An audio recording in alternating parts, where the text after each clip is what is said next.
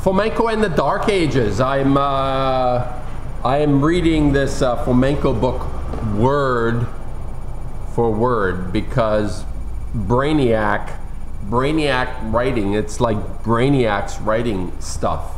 Anyway, got to keep track of this stuff. Fomenko in the Middle Ages. Quick note.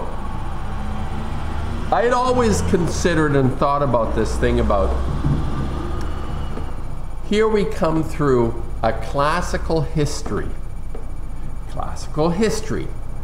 Greeks, Romans, records of great advancement of human consciousness and thought, and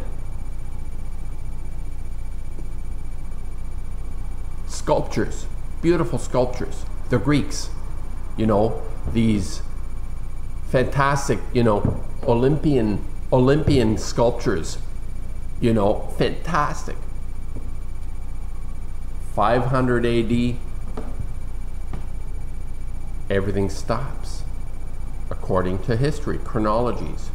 Scalagarian chronology, as referred to by Fomenko. Petavius, you know, everything stops. All of a sudden, we head into this sort of dark age. Well, for the next 1,000 years or so, nothing really happens. We're kind of like a bunch of doofus schmucks running around the planet in wood shoes, no shoes, and living in mud huts. Something doesn't make sense. So Fomenko says, the Dark Ages were a fabrication. And his point is there are overlapping parallel time frames with alterations in the names, where you have a historical reference being transposed 330 years, 1,000 years, 1,800 years from his present or history that he has documented into the past. So you have potentially what he's in a nutshell saying, your history that is 3,000–4,000 years old actually occurred somewhere between 500 and 1800 AD in the Common Era. Here's a weird thing.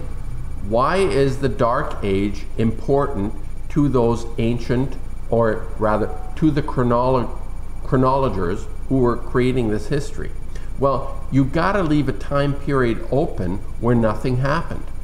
In fact, it's quite the opposite. Lots of stuff happened in that period from 500 to 1500.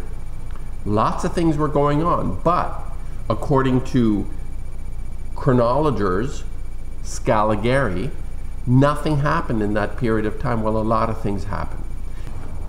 A lot of things happen. A lot of things happen because you have this incredible awakening in human consciousness, evidenced by the culture, the classical culture, the writing, the sculptures that through the Greeks, the Romans copied some of this, but continued the tradition of this insight, this ability, this craftsmanship, this amazing development in our abilities.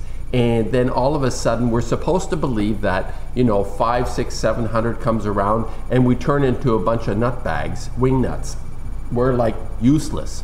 All of a sudden in 1400, we regain our consciousness in some way, and we create amazing, Brunelleschi makes architecture that is just out of this world. It's like an awakening of enormous proportions. It's a factor of, you know, it's not like we've been stupid and now within a few decades we become brilliant, we become the personifications of the gods of 1,000, 2,000 years ago.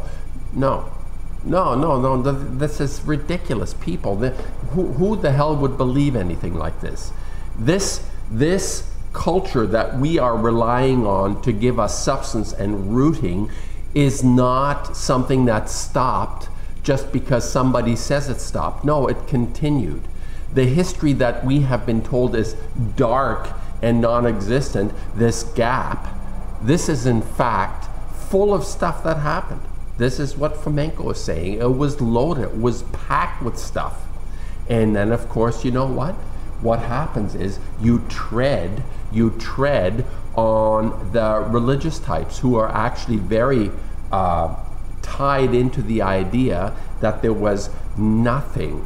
And we rely on the deadbeat scrolls to reveal to us the things that happened and occurred that give us meaning in our life. Well, those things don't give me meaning. It doesn't give meaning to anybody because it's been so manipulated and controlled. And interestingly, all those things, those findings, all come out about the same time. In 1947, some discovery. In 1952, some discovery. All these discoveries happened in a very compact period of time.